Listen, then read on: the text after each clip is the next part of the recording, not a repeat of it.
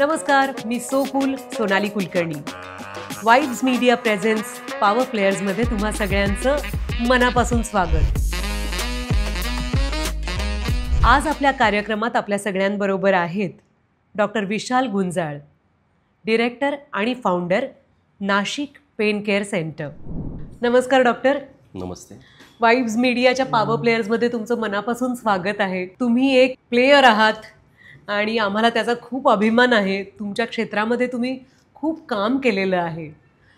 तुमच्या घरात काही पार्श्वभूमी आहे डॉक्टर्सची? तुम्ही डॉक्टर व्हावं हे तुम्ही कसं काय ठरवलं?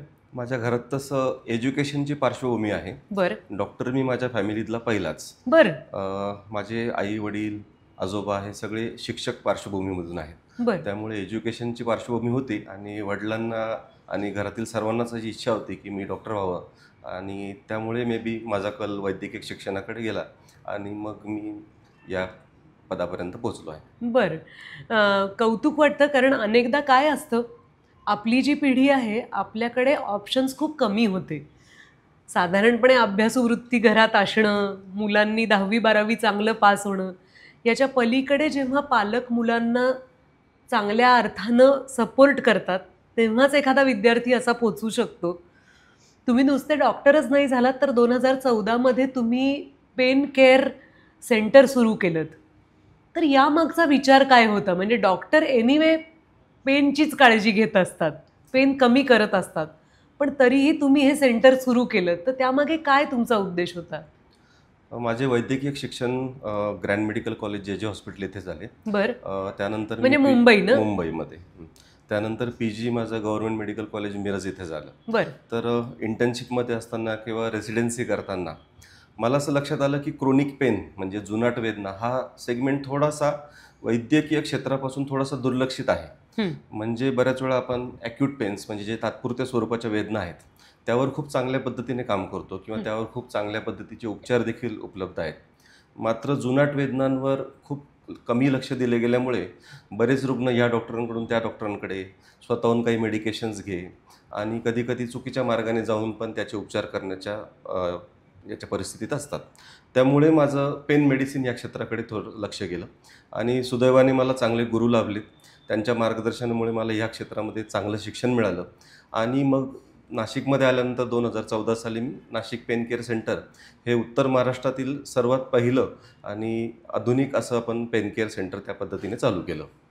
तुम्ही म्हणताय तो मुद्दा कळतोय मला. म्हणजे फॉर एक्झाम्पल एखादा माणूस म्हणत असतो की हो माझा जरा डावा हात दुखतो, ते राहू दे, पण आत्ता मला ताप आलाय, असं माणसं अटेंड करतात की मला आत्ता काय होतंय हे अटेंड केलं जातं, त्याच्यावर उपचार घेतले जातात, पण जे दीर्घकाळ चालू असतं त्या वेदनेकडे आपण दुर्लक्ष करतो.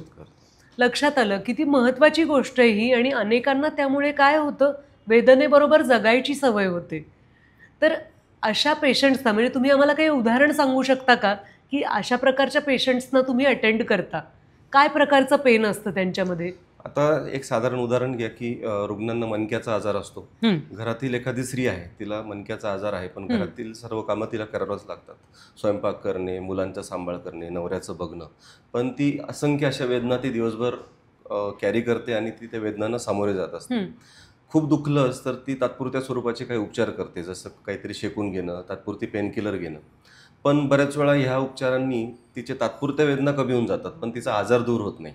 आणि मग यामुळे बरेच वर्ष या वेदना सहन केल्यामुळे तिच्या शरीरावर, तिच्या मनावर परिणाम होत राहतो आणि या एकंदरीत सगळ्या गोष्टींचा कुटुंबावर देखील परिणाम होऊ शकतो.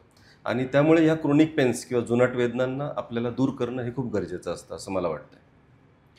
तुम्ही जगभरात डॉक्टर 70हून अधिक कॉन्फरन्सेस अटेंड केलेले आहेत. तुम्ही तिथे स्पीकर म्हणून भारताचं प्रतिनिधित्व केलं आहे. तुम्ही वर्कशॉप्स पण घेतलेले आहेत. तर त्या वर्कशॉपबद्दल सांगाल का? म्हणजे त्या असं काही लक्षात राहिलेलं कुठली कॉन्फरन्स किंवा एखादा वर्कशॉप आहे का?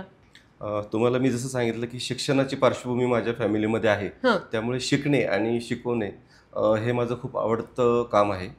तर असे असंख्य कॅडॅव्हरिक वर्कशॉप मी घेतले. कॅडेव्हरिक म्हणजे कॅडॅव्हरिक म्हणजे बेसिकली मेडिकल जे एज्युकेशन आहे हे ॲनाटॉमी किंवा ज्याला आपण म्हणतो मेडिकल डिसेक्शन याच्यावर आपण हे करतो. बरोबर बरोबर. त्यामुळे डेड बॉडीजवर आपण या पद्धतीचे वर्कशॉप्स घेतो आणि जे मेडिकल स्टुडंट्स आहेत त्यांना मग ह्या पेन मेडिसिन रिलेटेड काही नर्व रिलेटेड काही ब्लॉक्स असतात किंवा काही इंजेक्शन्स असतात, हे आपण त्यांना लाईव्ह तिथे दाखवतो आणि त्यामुळे एज्युकेशन हे विद्यार्थ्यापर्यंत जास्त पद्धतीने चांगलं पोचू शकतो आणि विद्यार्थ्याला चांगलं नॉलेजही मिळू शकतो. बरं, पण मग त्यातलं तुमच्या लक्षात राहिलेलं कुठलं वर्कशॉप किंवा कॉन्फरन्स आहे का?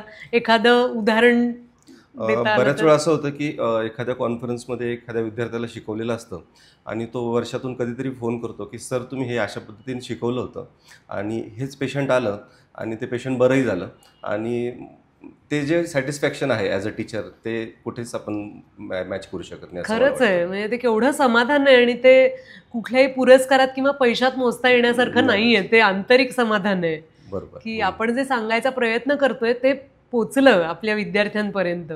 डॉक्टर, तुम्ही शिकवता आहात, पेन मॅनेजमेंटबद्दल जागरूकता निर्माण करत आहात. एवढं करून तुम्ही थांबला नाही आहात, तर तुम्ही फेलोशिप सुरू केलेली आहे.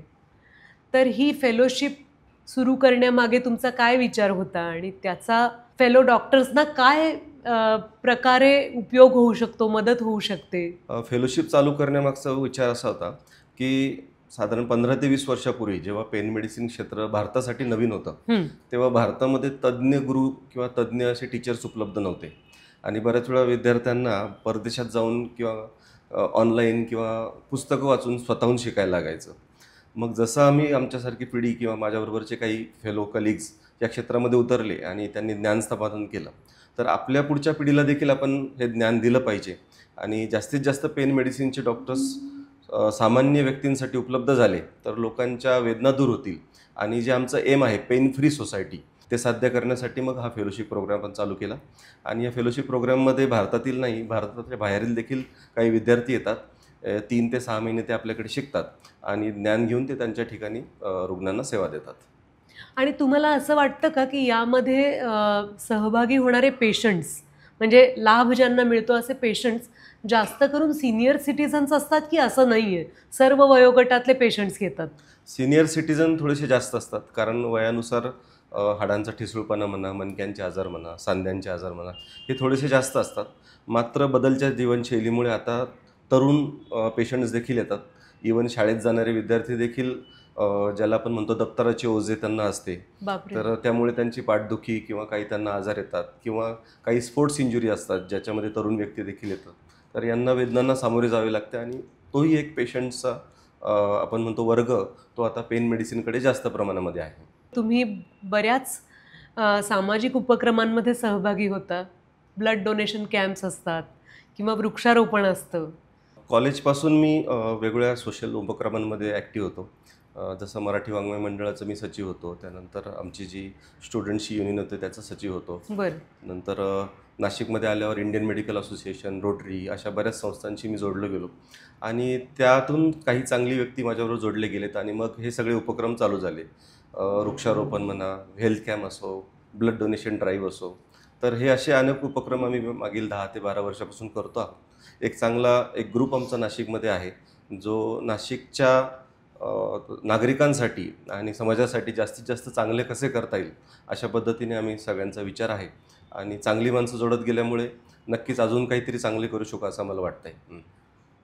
फारच कौतुकास्पद आहे तुमचा संपूर्ण प्रकल्प. या सगळ्या वाटचालीमध्ये अनेकदा असं वाटतं की एका माणसाने स्वप्न पाहिलं आणि ते सत्यात उतरलं.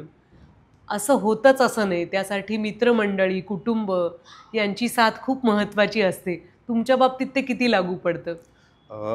मी सर्वप्रथम माझे आईवडील, नंतर माझी सहचारिणी डॉक्टर गायत्री आणि माझी मुलगी ओवी यांचं सर्वात प्रथम आभार मानेल की ते आहेत बरोबर, त्याच्यामुळे मी हे सर्व काही करू शकतो. दुसरं, नशिबाने मला गुरु, मित्र, सहकारी, इवन माझा स्टाफ हे इतके चांगले लाभले आहेत की त्यामुळे मी अतिशय मुक्तपणे काम करू शकतो आणि आनंदाने काम करू शकतो. त्यामुळे जे काही चांगलं काम होत आहे हे मी या सर्वांचं क्रेडिट त्या माझ्या आजूबाजूच्या व्यक्तींना देणार आहे. टीमवर्क आहे. टीमवर्क आहे. आज या क्षेत्रात येणाऱ्या नवीन डॉक्टर्सना तुम्ही काय सल्ला देऊ इच्छिता? ज्या वाटेवरनं तुम्ही चालत गेलात तिथे अनेक अडथळे आले असतील किंवा अनेक गोष्टी शिकायला मिळाल्या असतील, असं तुम्ही काय सांगाल नवीन डॉक्टर्सना? नवीन डॉक्टरांना मी दोनच सांगेल, एक पेशन्स आणि दुसरं पेशंट. पेशन्स म्हणजे कसं आहे की मेडिकल एज्युकेशन हे खूप लाँग स्टँडिंग प्रोसेस आहे, बाकी एज्युकेशनसारखं नाही. साधारणपणे आपण ॲडमिशन MBBSला घेतलं, PG घेतलं, त्यानंतर थोडासा अनुभव घेतला तरी 15 ते 16 वर्षांचा कालावधी त्यामध्ये जातो. बरोबर. त्यामुळे आपण प्रॅक्टिसला आलो तर लगेच आपली गाडी होईल, लगेच आपला बंगला होईल किंवा आपण एकदम अतिशय चांगल्या पद्धतीची प्रॅक्टिस सेट होईल असं आजच्या विद्यार्थ्यांनी तरी अपेक्षा करू नये. त्यासाठी मेहनत करत राहणे आणि पेशंटला आपल्या चांगल्या सुविधा देणे, पेशंट सेंट्रिक केअर घेणे, हे जर केलं तर कोणत्याही वैद्यकीय क्षेत्रामध्ये येणारा विद्यार्थी चांगलं यश संपादन करू शकतो असं मला वाटतं. आम्ही एरवी ऐकायचो की नो पेन नो गेन, पण तुम्ही तर आमच्या विश्वासावरच घाला घातलेला आहे. तुम्ही म्हणताय नो पेन नो पेन. आपल्याला पेन फ्री सोसायटी करणे हे आपले उद्दिष्ट आहे अगदीच. आणि त्यासाठी सर्वांनीच आपण प्रयत्न करायला पाहिजे. तुमच्या या वाटचालीसाठी खूप शुभेच्छा डॉक्टर, तुम्हाला आणि तुमच्या टीमला सुद्धा. Thank you very much. Thank you so much. Doctor, तुम्ही अनेक कॅम्प्स घेता किंवा अनेक ठिकाणी तुम्ही स्वतः पेशंट्सना जाऊन भेटता. तुमच्याकडे कशा प्रकारचे पेशंट्स येतात, त्यांना काय त्रास असतो ते आम्हाला जरा सांगाल?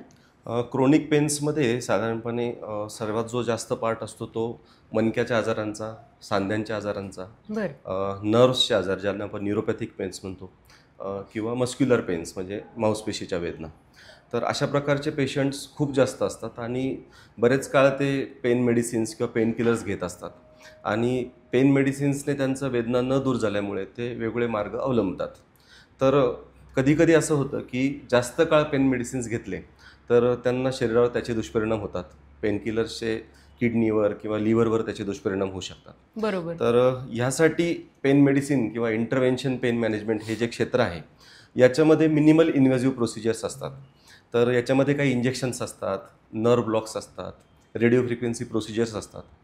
ह्या टार्गेटेड ज्या थेरपीज असतात याच्यामुळे आपल्या वेदनांचं अचूक असं निदान होतं आणि रुग्णांना मिनिमली आपल्याला शरीराला कोणतेही काटछेद न करता, कोणतीही शस्त्रक्रिया न करता आपल्याला त्यांना वेदनामुक्त करता येतं आणि ह्या वेदनामुक्ताचा जो पिरियड असतो तो अतिशय जास्त प्रमाणामध्ये असतो किंवा अतिशय दूरपर्यंत असतो. त्यामुळे सारखे पेनकिलर्स रुग्णांना घ्यायला लागू शकत नाही. खूप महत्त्वाची गोष्ट आहे ही, कारण प्रोसिजरला सामोरं न जाता चांगल्या उपचारांना जर आपण सामोरं गेलो, चांगले उपचार जर घेतले तर हे पेन जे आहे, जे सतत आपल्याला टाचणीसारखं टोचत राहतं, ते आपल्या आयुष्यातनं कमी होऊ शकतं.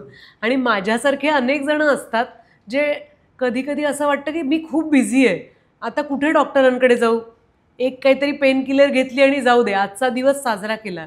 या वृत्तीला तुम्ही कुठेतरी आळा घालायचा प्रयत्न करताय की असं करून तुम्ही म्हणजे पेन बरोबर राहू नका, तुम्ही वेदना कमी करायचा प्रयत्न करा आयुष्यातला, असं तुम्ही सांगू इच्छित आहे? वेदना सहन करण्यापेक्षा त्या दूर केल्या, एक प्रॉपर आपल्याकडे प्रगत तंत्रज्ञान आहे, तज्ज्ञ डॉक्टर्स उपलब्ध आहेत, तर रुग्णांना अतिशय जास्त फायदा होऊ शकतो.